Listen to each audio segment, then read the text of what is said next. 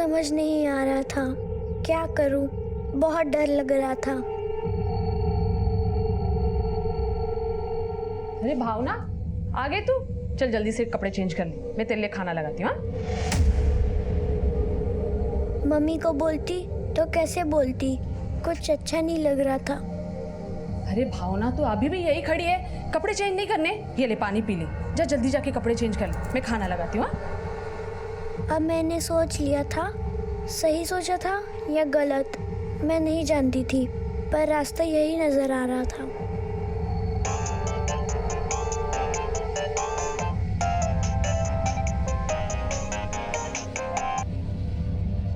अरे भावना, किसे फोन लगा रही थी?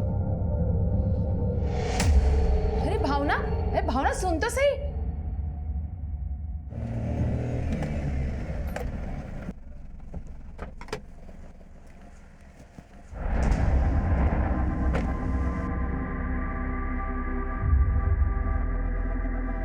भाभी, भावना आ गई स्कूल से? अरे रघु स्कूल से तो आ गई है, लेकिन जब से आई है गुमसुम से बैठी है। अच्छा, कोई बात नहीं, अब मैं आ गया हूँ ना, देखना मुझे देखते ही खुश हो जाएगी। तुम जाके बात करो, मैं कपड़े समेट के आती हूँ। हाँ जी भाभी।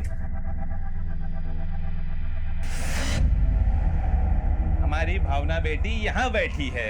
हाँ, देखो हम क्या लाए आपके लिए। हाँ, टंग टंग टंग टंग, खेलोगे? क्या हुआ? लो लो गिफ्ट लो। अरे लो, आपको बहुत पसंद है ना। अच्छा ठीक है, भावना बेटा हमारे साथ खेलेगी, आ जाओ। अच्छा चलो, हमको बताओ कौन मारा तुमको? कुत्ते ने काटा या बिल्ली ने काटा? दीजिए चाचा मुझे। अच्छा, क्या हुआ भावना बेटा? छोड़ दीजिए मुझे चाचा, मुझे कुछ नहीं चाहिए।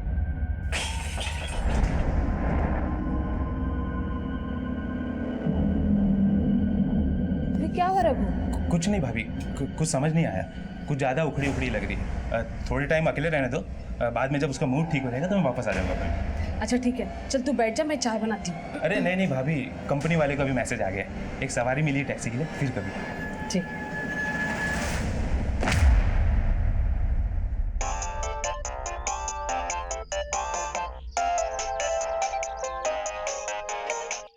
बिना तुम्हें हम ड्यूटी पर फोन नहीं उठा सकते।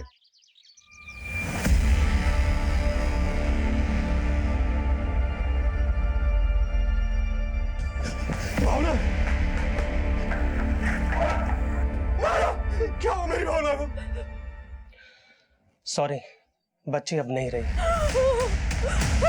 इसने फिनाइल पी है और ये पुलिस केस है। मेरी बच्ची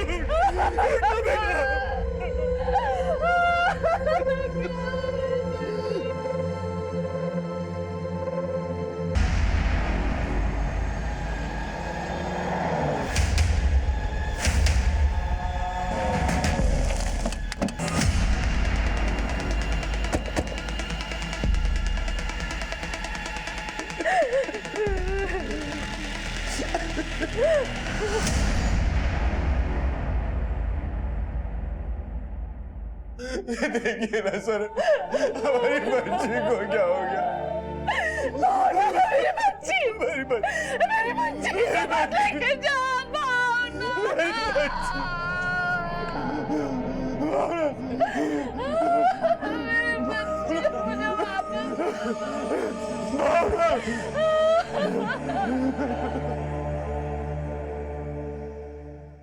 जब से स्कूल से आई थी बड़ी चुप चुप से लग रही थी। क्या हुआ भावना बेटा, तू बोल क्यों नहीं रही है? स्कूल में टीचर ने कुछ कहा या किसी से झगड़ा हुआ? बोल ना बेटा।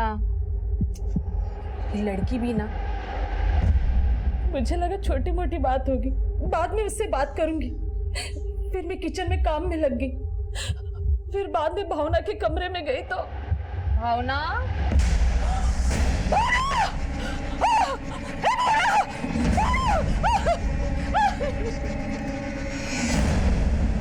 पड़ोसी आए, उन्होंने पास के डॉक्टर को बुला। तब तक मेरी भावना।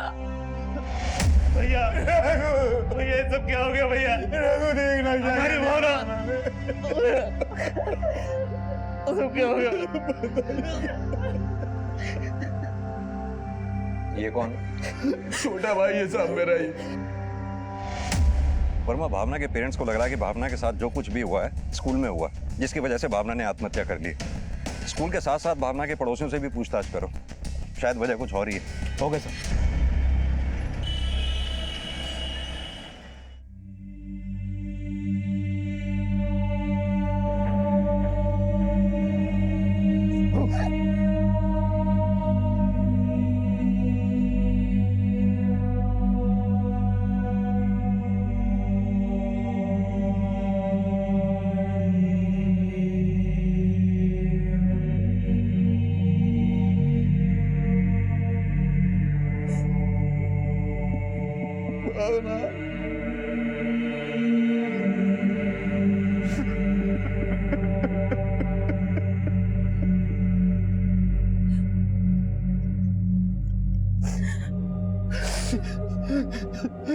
कितना खिलखिलाती थी वो, और आज न जाने क्या हो गया उसे कि तेरे घर में रहते हुए उसने फिनाइल पी लिया और तुझे पता तक नहीं चला। कितनी लापरवाह हो सकती है तू मीना। मुझे मालूम था आप मुझे ही कोसोगे, पर मैंने उससे बात करने की कोशिश की थी, पर वो कुछ नहीं बोली। लेकिन उसने आपको भी फोन किया था, शायद आपको कुछ बताना चाहती थी, लेकिन आपने उसका फोन नहीं उठाया।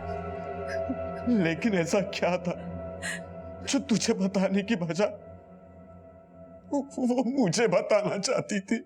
आखिर भावना किस मनोदशा से गुजर रही होगी, उसकी संदिग्ध मौत की क्या वजह होगी, इसका पता लगाने के लिए पुलिस अब भावना के अड़ोस पड़ोस से लेकर भावना के स्कूल तक पूछताछ करने लगी। सर, भावना बहुत हंसमुख स्वभाव की लड़की थी। इनफैक्ट कल छुट्टी के वक्त भी उसको काफी खुशी खुशी जाते हुए देखा था मैंने।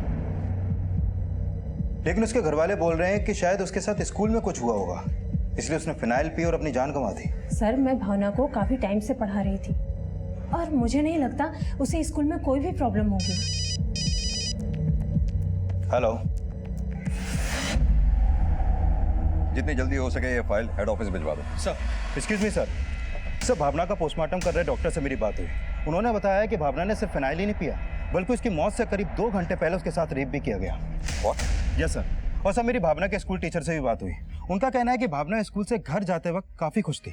अगर भावना स्कूल से निकलते समय खुश थी तो इसका मतलब भावना के साथ जो कुछ भी हुआ है स्कूल से लेकर घर तक के रास्ते के बीच में हुआ है। हो सकता है सर, क्योंकि भावना रोजाना स्कूल से घर पैदल आती जाती थी और उसका स्कूल उसके घर से करीब आधा किलोमीटर दूर है। वर्मा, एक काम करो, भावना के स्कूल से लेकर घर तक के रास्ते के बीच में सबसे पूछताछ करो, शायद किसी ने कुछ विटनेस किया हो। Okay sir.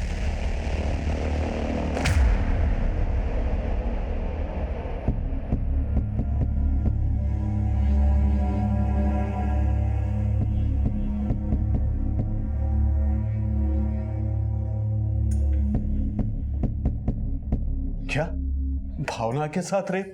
जी। क्या आपको किसी पे शक है या आस पड़ोस में कोई ऐसा जो भावना के साथ? साहब, हमारी समझ में तो कुछ नहीं आ रहा। अच्छा, एक बात बताइए, भावना के स्कूल से आने के बाद क्या कोई घर में आया था? सब भावना के चाचा के अलावा और कोई नहीं आया था। ये भावना का चाचा रघु आप लोगों के साथ रहता है? नहीं साहब, वो अलग रहता है। भावना की माँ के बयान से ऐसा लग रहा है कि भावना के साथ जो कुछ भी हुआ वो भावना के चाचा रघु की वजह से हुआ है, क्योंकि भावना के स्कूल से आने के बाद अचानक से वो घर आया और फिर अचानक से घर से चला भी गया। कि भावना के चाचा रघु के बारे में अच्छी तरह से पूछताछ करो। Okay sir.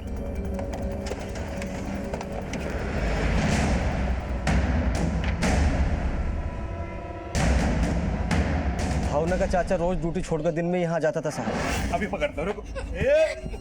पकड़ लिया, पकड़ाइए नहीं, पकड़ोगे नहीं। कहने को तो चाचा है, बच्ची सियानी हो गई थी और वो खेल खेल के बहाने उसको यहाँ वहाँ छूता रहता था साहब।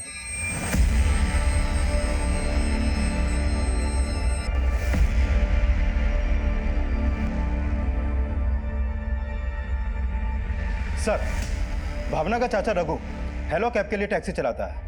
जब मैंने उसका कॉल रिकॉर्ड चेक किया तो पता चला कि भावना के स्कूल की छुट्टी के टाइम उसका फोन भावना के स्कूल वाले एरिया में ही एक्टिव था।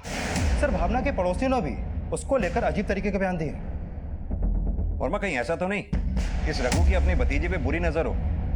जो कांड वो घर पे नहीं कर पाया उसने बाहर करने की सोची हो, इसलिए भावना की स्कूल के छुट्टी के समय वो अपनी कैब लेकर वहां पहुंचा और भावना को कैब में बैठा के उसके साथ दुष्कर्म किया हो। और भावना जब घर पहुंची उसके पीछे पीछे ये रघु भी पहुंच गया हो। वर्मा मुझे तो लगता है कि भावना को फिनाइल पिलाने में भी इसी रघु का हाथ है, क्योंकि हो सकता है रघु को यह डर था कि भावना उसकी करतूतों के बारे में कहीं अपने पेरेंट्स से ना बता दे। ये रघु जहां कहीं भी है इसे उठा के ले आओ। Okay sir. भाई साहब, काश आप फ़ोन उठा लेते तो शायद भावना आपको अपनी परेशानी बता सकती। मुझे तो कुछ बताया ही नहीं उसने।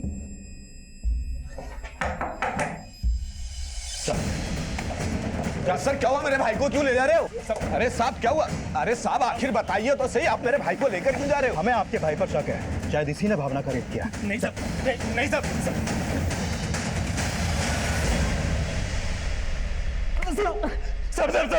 सब भतीजी थी भावना मेरी।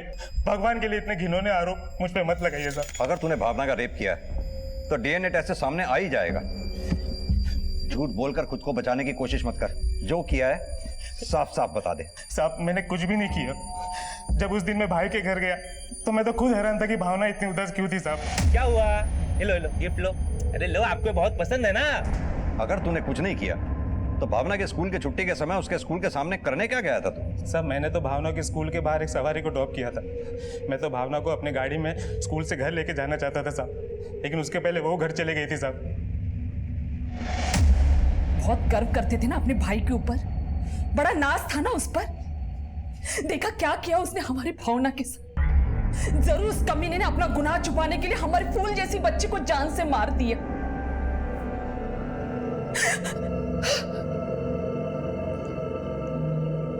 मेरी फूल जैसी बच्ची को मार दिया।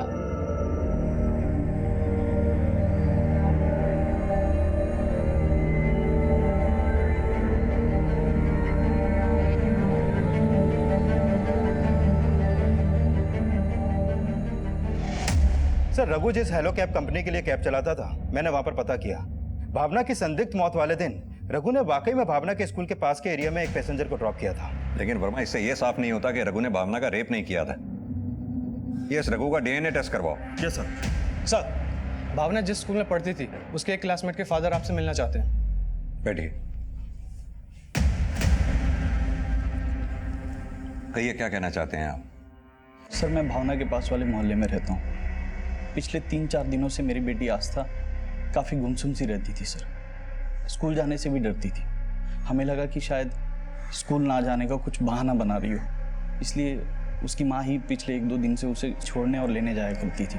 लेकिन सर कल अचानक उसने पेट दर्द होने की शिकायत की। क्या हुआ बेटा? क्या हुआ? बहुत दर्द हो रहा है पेट में। कुछ नहीं हुआ, कुछ नहीं हुआ। रोना नहीं। चलो। सर जब हम आस्था को लेकर हॉस्पिटल गए तो डॉक्टर ने बताया कि उसके साथ रेप हुआ है। और सर जब हमें पता चला कि भावना के साथ भी ये सब हुआ था और उसने सुसाइड कर लिया, तो मैं आपको बताने चला आया सर। आपकी बेटी ने कुछ कहा? उसके साथ ये सब किसने किया? सर वो कुछ नहीं बोल रही है। जब से हॉस्पिटल से आई बस पत्थर बनी हुई है सर।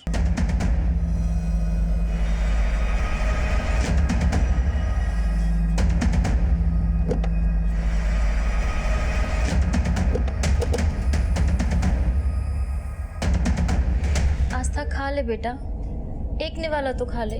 आस्था बेटा जब आपके साथ वो सब हुआ तब क्या आपकी फ्रेंड भावना भी आपके साथ थी? कौन था वो? नाम पता है उसका आपको? बेटा क्या ये था वो आदमी जिसने आपके साथ?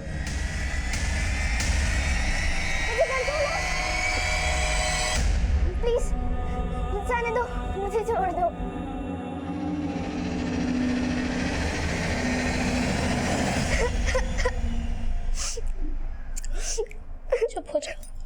चुप हो जा बेटा, बस। ये बच्ची आस्था अभी भी कुछ कहने की हालत में नहीं है। वर्मा हो ना हो, इन दोनों बच्चियों के साथ जो कुछ भी हुआ वो स्कूल से घर तक के रास्ते के बीच में ही हुआ है। आस्था के फादर का भी कहना है कि पिछले 4 दिनों से आस्था गुमसुम सी लग रही थी। उधर भावना की मौत भी 3 दिन पहले ही हुई। कहीं ऐसा तो नहीं इन दोनों बच्चियों के साथ दुष्कर्म एक साथ एक ही दिन में हुआ, या फिर दोनों के साथ दुष्कर्म करने वाला कोई एक ही है, या फिर दोनों को पहले से मोलेस्ट किया जाता रहा। दोनों क्लासमेट भी थी। सर हो सकता है कि वो रघु ही हो। हाँ हो सकता है, लेकिन भावना तो अब रही नहीं, और इन दोनों बच्चियों के साथ जो कुछ भी हुआ है वो सिर्फ आस्था ही बता सकती है। वर्मा, मुझे लगता है आस्था से बात करने के लिए हमें काउंसलर की मदद लेनी चाहिए। आस्था की हालत बता रही थी कि जिस वहशीपन से वो गुजरी थी उसी तकलीफ से भावना भी गुजरी होगी। ऐसा माना जा रहा था कि दोनों के रेप में एक ही आदमी का हाथ था, लेकिन वो रघु था या नहीं ये उसकी डीएनए रिपोर्ट पर निर्भर था। पर इस घटना ने लोगों को इतने सख्ते में डाल दिया था कि दोहरे रेप का मामला अब अखबारों की सुर्खियां बन गया था।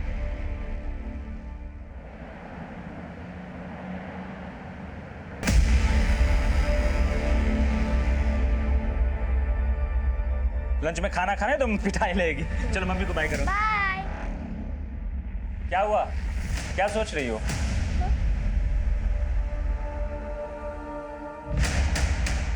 मैं फाल्गुनी को स्कूल छोड़कर आती हूँ।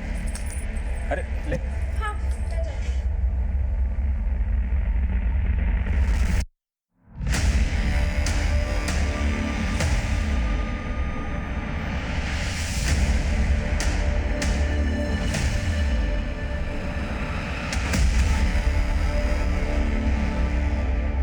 ये हो गई अवनी की चोटी भी फिट और स्कूल यूनिफॉर्म भी। पापा, आप मेरी दोस्त त्रिशाला के लिए भी ऐसी यूनिफॉर्म सिल दोगे?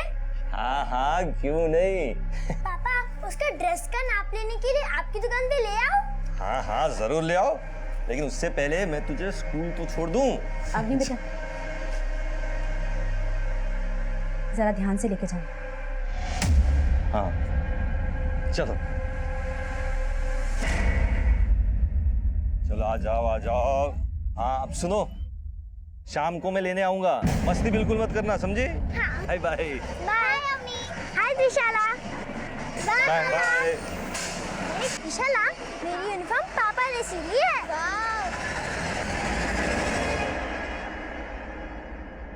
बच्चों, आज मैं आप सबको गुड टच और बैड टच के बारे में समझाऊंगी। आजकल के माहौल में हमें किससे बात करनी चाहिए और किसको अवॉइड करना चाहिए, ये समझना हमारे लिए बेहद ज़रूरी है, चाहे वो अनजान हो या फिर कोई आपकी जान पहचान वाला। अगर कोई आपको गलत तरीके से या गलत जगह टच करने की कोशिश करे तो मतलब वो बैड टच है और आपको तुरंत ऐसे आदमी से सतर्क हो जाना चाहिए।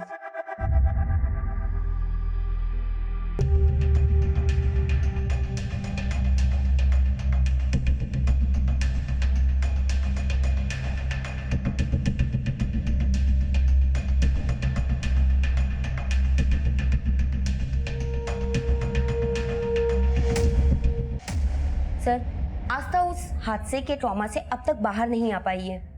उससे फिलहाल हमें जो भी जानकारी मिली है उससे हमें बस इतना ही पता चला है कि जिस किसी ने भी उसका रेप किया है उसने रेड कलर की जैकेट और ब्लू कलर की जीन्स पहनी हुई थी।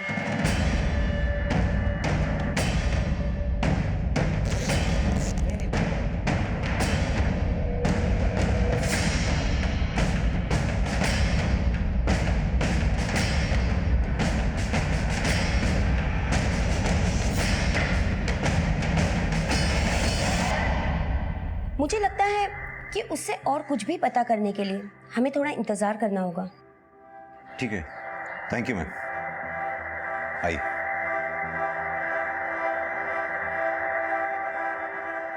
सर, डीएनए एग्जामिन करने वाले डॉक्टर का कॉल आया था। भावना की बॉडी पे जो डीएनए सैंपल्स मिले थे वो रघु के डीएनए से मैच नहीं करते हैं।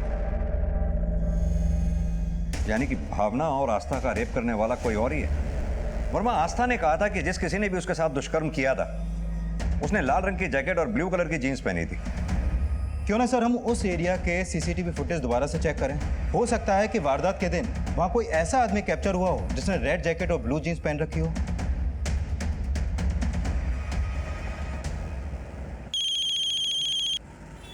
हाँ वर्मा, बोलो। सर, लोनी रोड के एक दूसरे स्कूल में पढ़ने वाली लड़की के साथ मोलेस्टेशन की शिकायत आई है। उसका नाम मेधा सिंह है। लोनी रोड के नगर निगम स्कूल में पढ़ती है। स्कूल से घर जाते वक्त उसके साथ जबरदस्ती करने की कोशिश की गई। वर्मा, हो सकता है मेधा को मोलेस्ट करने की उसी ने कोशिश की है जिसने भावना और आस्था का रेप किया है। ये मेधा रहती कहाँ पर है?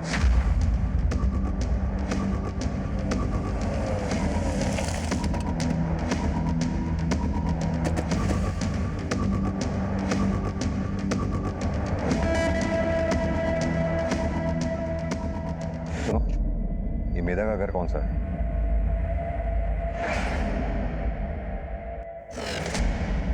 मेधा बेटा, डरो नहीं।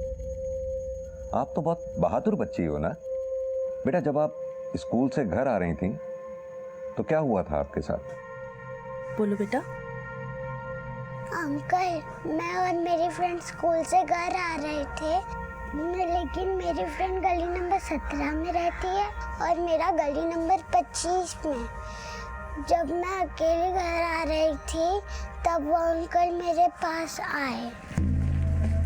हेलो बेटा, कैसी हैं आप? अच्छी हूँ, आप कौन? मैं आपके पापा का दोस्त हूँ।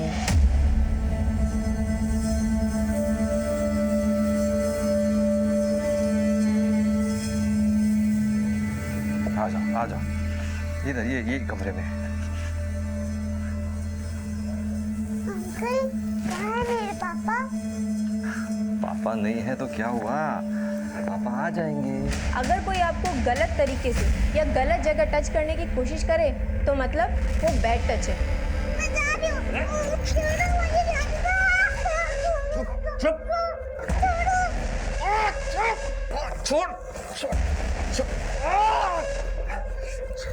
रुक, कहाँ भाग रही?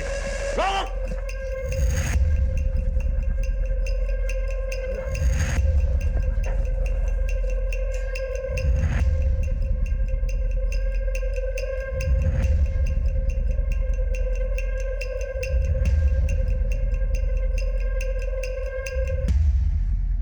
अंकल, फिर मैंने घर आके पापा को सब कुछ बता दिया।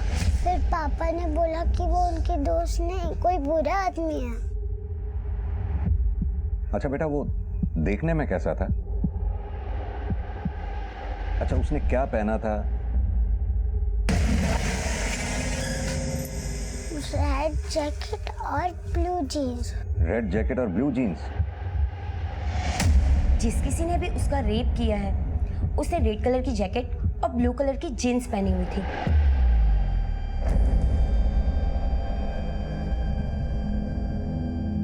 सर, बच्ची को इसी जगह लाया गया था।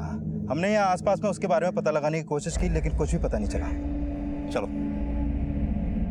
सर, बच्ची को इसी जगह मोलेस्ट करने की कोशिश की गई थी। वर्मा, उस लाल जैकेट और नीली जीन्स वाले का भावना और आस्था के घर के आसपास भी कुछ पता नहीं चला, लेकिन इस एरिया के आसपास जितने भी सीसीटीवी हैं सबकी फुटेज कंगाल डालो। हो सकता है शायद वो यहाँ कहीं कैप्चर हुआ हो। एरिया के जितने भी हिस्ट्री शीटर हैं सबको उठाओ, मेधा से उनकी पहचान करवाओ। मामला बहुत सेंसिटिव है। भावना, आस्था, मेधा और न जाने उनके साथ साथ कितनी लड़कियों का शारीरिक शोषण हुआ होगा और उनके माँ बाप ने कंप्लेंट भी फाइल नहीं की होगी। Okay sir. एरियाज के सभी हिस्ट्री शीटर्स को राउंड अप करके मेधा से उनकी पहचान करवाने की कोशिश की गई, लेकिन वो ब्लू जीन्स और रेड जैकेट पहनने वाला आखिर था कौन, ये अब भी रहस्य बना हुआ था।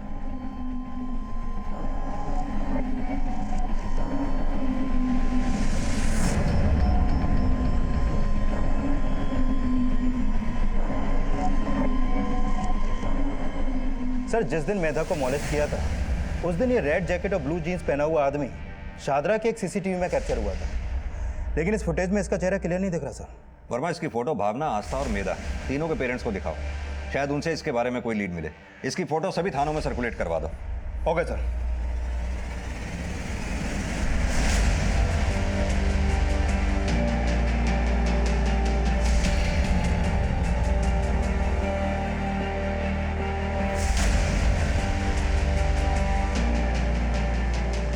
देखिए, हमें शक है कि शायद इसी आदमी ने भावना का रेप किया होगा। आप लोग इसे ध्यान से देखिए और मुझे बताइए कि क्या आप लोग जानते हैं इसे?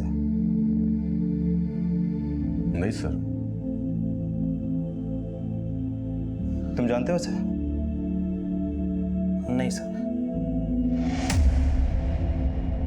नाश्ता करो, फिर होमवर्क भी करना है। मम्मा, आ गए आप?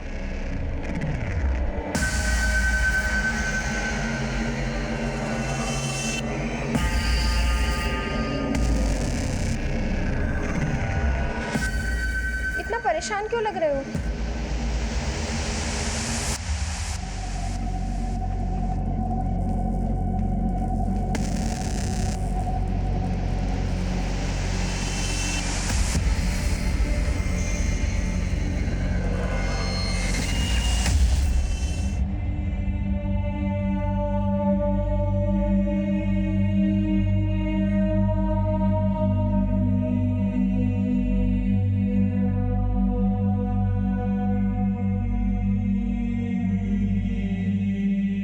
सर भावना ही नहीं बल्कि मेधा और आस्था के पेरेंट्स ने भी उस रेड जैकेट और ब्लू जीन्स वाले आदमी को नहीं पहचाना।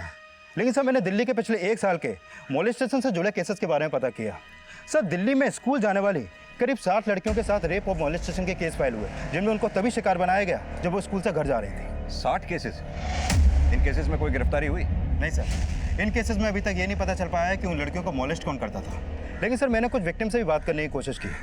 उनमें से कई बच्चियों ने बताया कि उनका मोलेस्ट और रेप करने वाला भी रेड जैकेट और ब्लू जीन्स में ही होता था। सर मुझे तो लगता है कि ये कोई साइको ही है जिसका मोडस ऑपरेंडी भी सेम है, क्योंकि कई बच्चियों से बात करने में पता चला कि वो बच्चियों को गिफ्ट देकर उनको ये कहकर बहलाता है कि वो उनके पापा का दोस्त है। हैरानी की बात तो यह है कि पिछले 1 साल से एक ही आदमी रेड जैकेट ब्लू जीन्स पहन के दिल्ली के आसपास अलग अलग एरियाज में छोटी छोटी बच्चियों को अपना शिकार बना रहा है और अभी तक उसकी पहचान नहीं हो पाई है। सर हमने एरिया के सभी हिस्ट्री शीटर्स को राउंड अप करके मेधा से उनकी पहचान कराने की कोशिश की, लेकिन मेधा ने किसी को भी आइडेंटिफाई नहीं किया। और भाई ये भी तो हो सकता है कि ये मोलेस्टर दिल्ली का रहने वाला ही ना हो। अक्सर देखा गया है दिल्ली में कई लोग रोजाना दिल्ली के आसपास की स्टेट से आते हैं, जैसे यूपी, राजस्थान, हरियाणा, पंजाब, उत्तराखंड वगैरह वगैरह। हो सकता है ये आदमी भी दिल्ली के आसपास की किसी स्टेट का हो। वर्मा, अपनी जांच का दायरा बढ़ाओ। दिल्ली के आसपास के एरियाज में जितने भी रेप्स और मोलेस्टेशन के केसेस हुए हैं, उनमें जितने भी संदिग्ध लोग हैं, हिस्ट्री शीटर्स हैं, सबकी लिस्ट बनाओ। हो सकता है इस मोलेस्टर का वहाँ से कोई क्ल्यू मिले। और हाँ, एक प्रेस रिलीज जारी करो, लोगों को इस मोलेस्टर से सावधान रहने को कहो। हमें किसी भी हाल में उन दूसरी बच्चियों को इस मोलेस्टर का शिकार होने से बचाना है। Okay sir.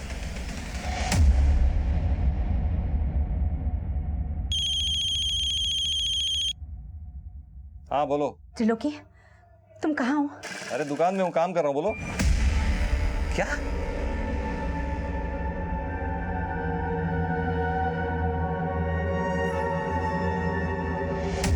मेरे पापा मुझे समर वेकेशन पे शिमला लेके जाएंगे। वाह शिमला, तू भी हमारे साथ चलना। मैंने पापा को बोला है कि तू मेरे सबसे बेस्ट फ्रेंड है। मैं पापा से पूछूंगी, अगर वो मुझे अलाउ करेंगे तो मैं भी तेरे साथ शिमला आऊंगी। Yes, bye. Okay bye bye.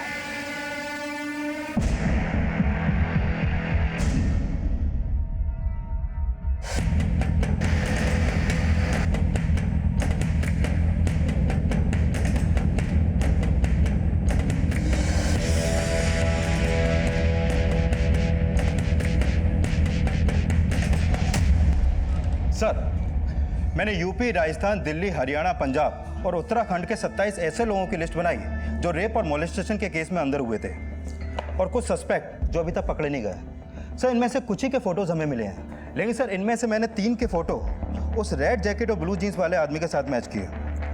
Sir इन तीनों का कदकाठी हूबहू इस आदमी से मैच करता है। सर यह है संतोष कालरा। 4 साल पहले मोलेस्टेशन के चार्ज में हरियाणा पुलिस ने इसे अरेस्ट किया था। अभी 8 महीने पहले ही रिहा हुआ है। यह है मनिंदर लोधी। राजस्थान में 4 लड़कियों के रेप के केस में सस्पेक्ट है, लेकिन अभी तक पकड़ा नहीं गया। और यह है अजय। यह भी हरियाणा में मोलेस्टेशन के केस में अंदर हुआ था। 1 साल पहले पैरोल पे रिहा हुआ, लेकिन पैरोल जम करके फरार हो गया और तब से फरार है। यानी कि अजय और मनिंदर ये दोनों फरार हैं और ये संतोष 8 साल की सजा काट के रिहा हो चुका है। वर्मा अपने सोर्सेज को एक्टिवेट करो, इन दोनों के बारे में पता लगवाओ। ये कहाँ रह रहा है आजकल? सर जेल से जो रिकॉर्ड मिले हैं उसके हिसाब से ये अभी फरीदाबाद में है। उठा लाओ उसे फरीदाबाद से और मेधा और आस्था से इसको आइडेंटिफाई करवाओ। हो सकता है इसी ने भावना और आस्था का रेप और मेधा को मोलेस्ट करने की कोशिश की हो। Okay sir.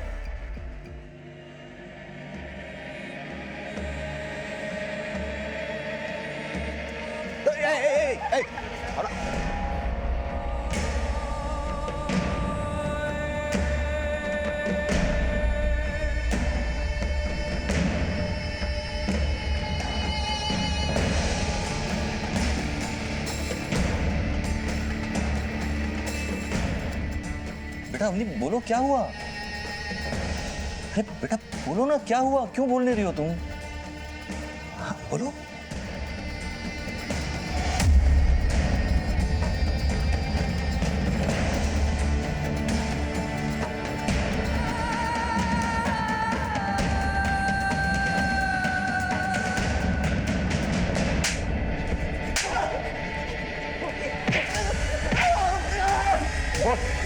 तूने किया ना सब? बोल। मैंने नहीं किया माँ कसम, मैंने नहीं किया।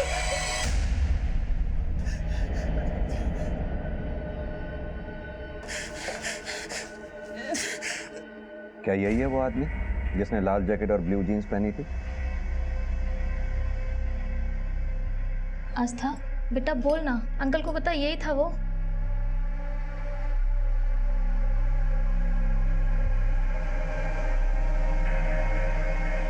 ये बेटा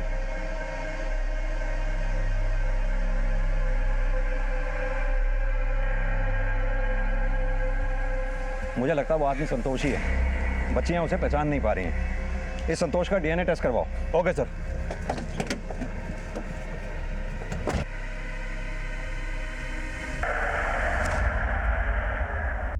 साहब मैं जब से बाहर आया हूँ मैंने कोई गलत काम नहीं किया साहब, माँ कसम।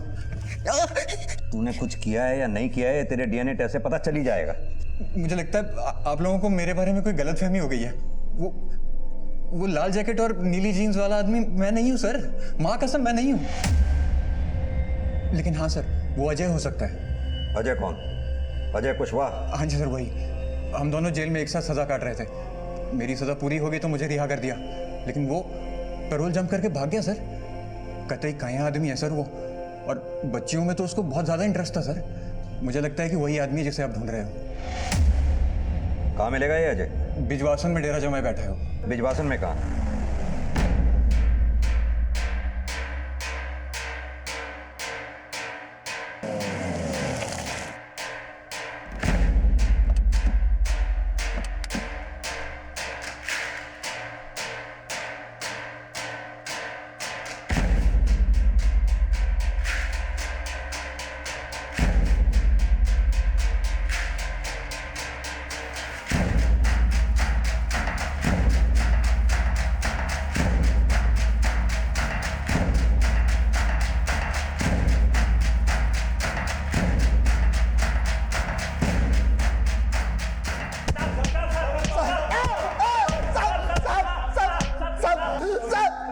माना कि मैं पुलिस से भाग रहा था, लेकिन हमने किसी का रेप नहीं किया साहब। ये ऐसे नहीं मानेंगे। इन सब का डीएनए टेस्ट करवाओ।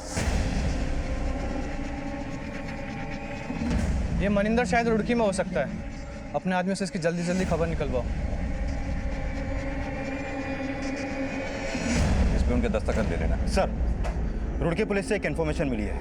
3 दिन पहले वहाँ एक स्कूल जाने वाली तृष्णा नाम की बच्ची के साथ रेप हुआ था, और जिस आदमी ने रेप किया उसने भी रेड जैकेट और ब्लू जीन्स पहनी हुई थी। वर्मा, रुड़की चलने की तैयारी करो, अब ये वहीं हाथ आएगा।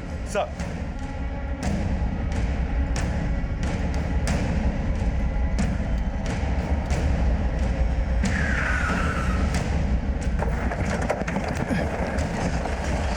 सर इधर सर। अंकल, उस दिन स्कूल में जल्दी छुट्टी हो गई थी, इसीलिए मैं और मेरी फ्रेंड अवनी अकेले घर आ रहे थे। अगर वो मुझे अलाउ करेंगे तो मैं भी तेरे साथ शिमला आऊंगी। Yes yes. Okay bye bye.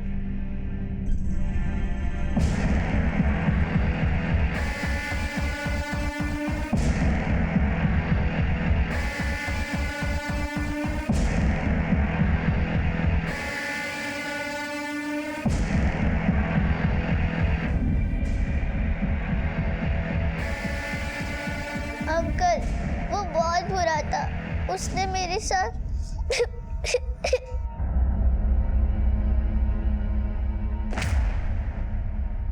Sir, इस बच्ची त्रिशाला के साथ ही नहीं, इसके दोस्त अवनी के साथ में भी रेप हुआ था। क्या? हाँ सर, त्रिशाला के रेप केस का जब हमें पता लगा था तो उसी के साथ हमें अवनी के केस के बारे में पता लगा। सर, मुझसे पूछताछ करने के लिए उसके घर भी गए थे, लेकिन उसकी फैमिली ने केस फाइल करने से मना कर दिया था। साहब, हमें कोई केस नहीं करना है, हमारी बेटी की इज्जत का सवाल है। आप लोग प्लीज चले जाइए। देखिए, आप हमारा विश्वास कीजिए, हम आपकी बच्ची का नाम मीडिया में डिस्क्लोज नहीं करेंगे। उसका मेडिकल करवाना बहुत जरूरी है। हमें कोई मेडिकल नहीं करवाना है। आप लोग प्लीज यहाँ से चले जाइए, मैं हाथ जोड़कर कहती हूँ।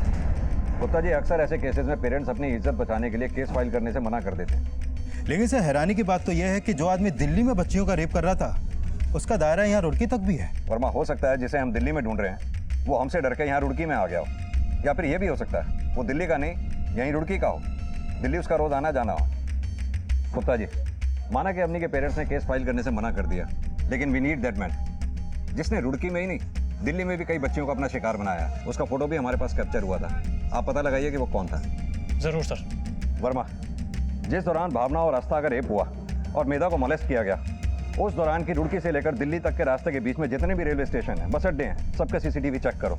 हो सकता है वो आदमी शायद वहां कैप्चर हुआ हो। Okay sir.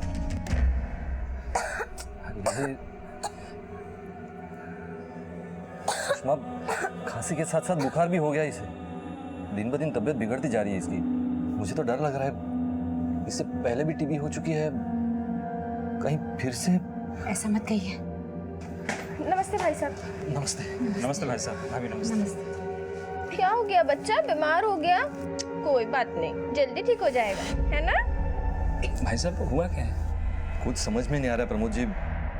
देखिए ना, अवनी की तबीयत दिन ब दिन और बिगड़ती जा रही है। मुझे तो लग रहा है इसे दिल्ली के अस्पताल लेकर जाना पड़ेगा।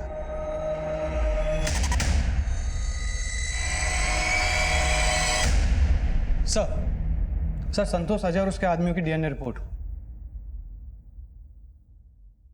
सर इनके डीएनए भावना की बॉडी पर मिले डीएनए से मैच नहीं करते।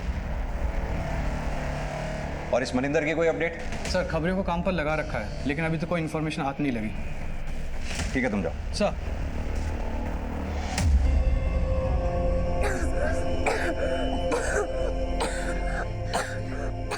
मेरी बच्ची सुषमा, इसकी तबीयत बिगड़ती जा रही है। इसे दिल्ली के अस्पताल ले जाना ही पड़ेगा। वहां नहीं लेकर गए तो इसकी तबीयत और बिगड़ जाएगी। पिछली बार भी वहीं के इलाज से ठीक हुई थी ना। मैं उसे वहीं लेकर जाता हूँ। लेकिन आप अकेले क्यों? आप प्रमोद जी को साथ लेकर जाइए। प्रमोद जी को लेकर जाने की जरूरत नहीं। अभी निकल जाऊंगा तो टाइम पे पहुंच जाऊंगा। मेरी बात तो सुनिए आप। आजा आजा आजा आजा बेटा आजा। हम दिल्ली जाएंगे, दिल्ली के अस्पताल में सब ठीक हो जाएगा। हाँ, चिंता मत कर।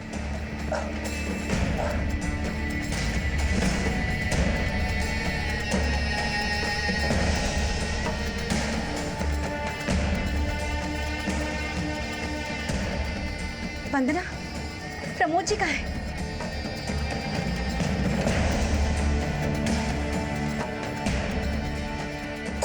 डॉक्टर साहब कैसी है ये? मेरी बच्ची ठीक तो हो जाएगी ना डॉक्टर साहब? आप बाहर जाइए, हम देखते हैं। नर्स, इंजेक्शन की तैयारी करो।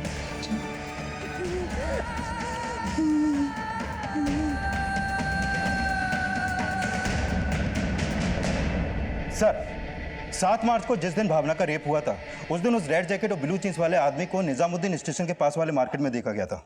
इसमें वहां की फुटेज ये देखिए सर।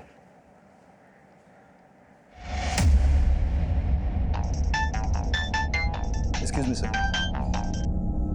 हेलो।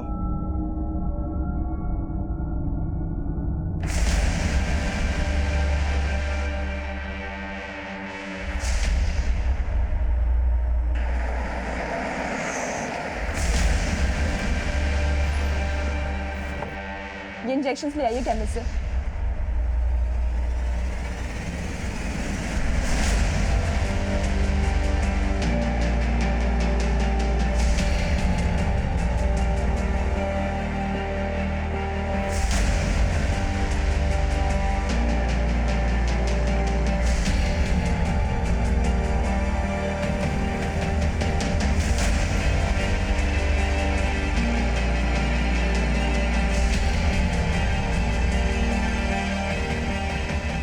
बता क्यों नहीं रहे, कहाँ है वो?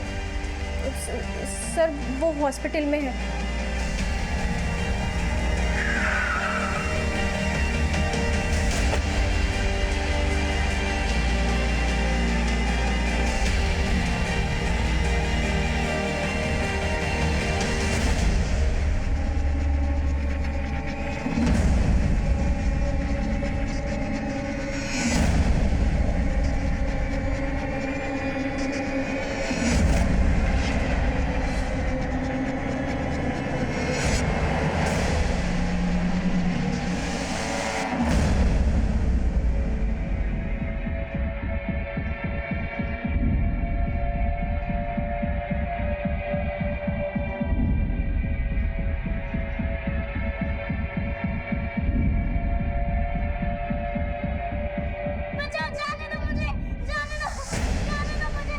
वर्मा जल्दी।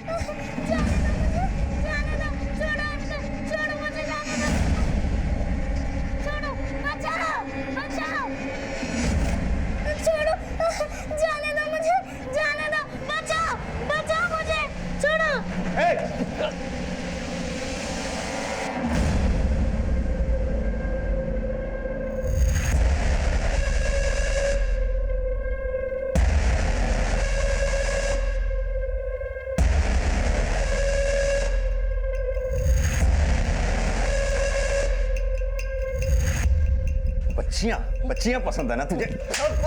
बच्चियों की इज्जत से खेलेगा, बच्चियों की इज्जत से खेलेगा। वर्मा लेकर चलो इसे, चल। घबराओ मत बेटा, अब कुछ नहीं होगा। चलो आओ। सर त्रिलोक भाई साहब पहले दिल्ली में ही रहते थे। घर में इतनी अच्छी बीवी और एक प्यारी बच्ची होने के बावजूद सर पता नहीं उनका कैसे दिमाग खराब हो गया जो वो ये सब गंदा काम करने लगे। आपके भाई ने एक दो नहीं बल्कि कई लड़कियों का शारीरिक शोषण किया और आप सब कुछ जानते हुए भी उसे अब तक बचा रहे थे। साहब उन्होंने कहा था कि उन्होंने सब कुछ छोड़ दिया है। दिल्ली में कई लोगों ने त्रिलोकी जी की शिकायत की कि उन्होंने उनकी बच्चियों के साथ, हमारी बहुत बदनामी हो रही थी। एक बार उन्हें पुलिस भी पकड़ कर लेकर गई। फिर मैंने उनकी बहन और इनके पति प्रमोद जी को बताया। शर्म कीजिए भाई साहब, आपकी खुद की छोटी सी बच्ची है और आप खुद ही। प्रमोद जी, मैं भगवान की सौगंध खाता हूँ, ऐसी गंदी हरकत फिर कभी नहीं करूँगा। सर त्रिलोक भाई साहब बहुत अच्छे टेलर थे, इसलिए प्रमोद जी ने उन्हें कुछ रकम उधार देकर एक टेलर की दुकान खुलवा दी और ये घर किराए से भी दिलवा दिया था। हमें लगा कि वो सुधर गए हैं, लेकिन सर जब हमने अखबार में 2 बच्चियों के रेप की खबर पढ़ी तो हमें शक होने लगा। साहब वो हर शुक्रवार या शनिवार को दिल्ली टेलरिंग का सामान लेने के लिए जाते थे। फिर प्रमोद जी उन पर नजर रखने लगे। तो अवनी की दोस्त त्रिशाला के साथ भी, उसने अपनी बेटी अवनी के साथ भी? नहीं साहब नहीं, मैं कसम खा के कहता हूँ, मैं अपनी बेटी के साथ कुछ नहीं किया मैंने सर। साहब अवनी के साथ कुछ नहीं हुआ था, बल्कि उसे पता चल गया था कि उसकी दोस्त त्रिशाला का रेप उसके पापा ने किया है, क्योंकि वो जानती थी कि रेड जैकेट और ब्लू जीन्स उसके पापा के पास थी। इसीलिए मैंने ये बात फैलाई कि अवनी का भी रेप हुआ है, ताकि त्रिलोकी जी ना पकड़े जाए। मैंने अवनी को बोला कि अगर हमने ऐसा नहीं किया तो पुलिस पापा को अरेस्ट कर लेगी। उसने मेरी बात मान ली, लेकिन उसे इस बात का इतना बड़ा धक्का लगा कि उसके पापा ये सब। मुंडी मत चुका, ये बता और कितनी बच्चियों का शिकार बनाया तूने? बोल। बहुत है साहब,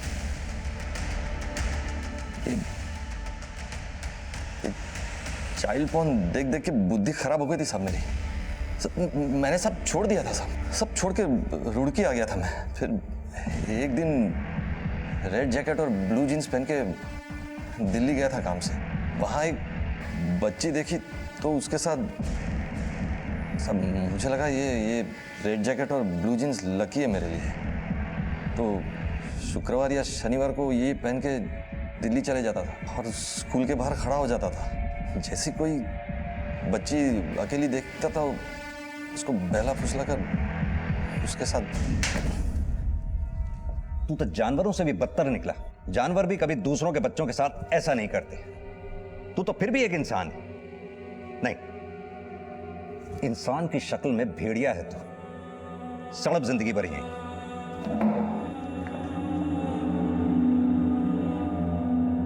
त्रिलोकी ने हमेशा अपने परिवार को शर्मसार किया, लेकिन फिर भी उसके परिवार ने उसे बचाने की कोशिश की। कहते हैं जब दूसरों को तबाह करने वाला हमारी ही चौखट के अंदर हो तो उसे बचा के तबाही ही हाथ लगती है।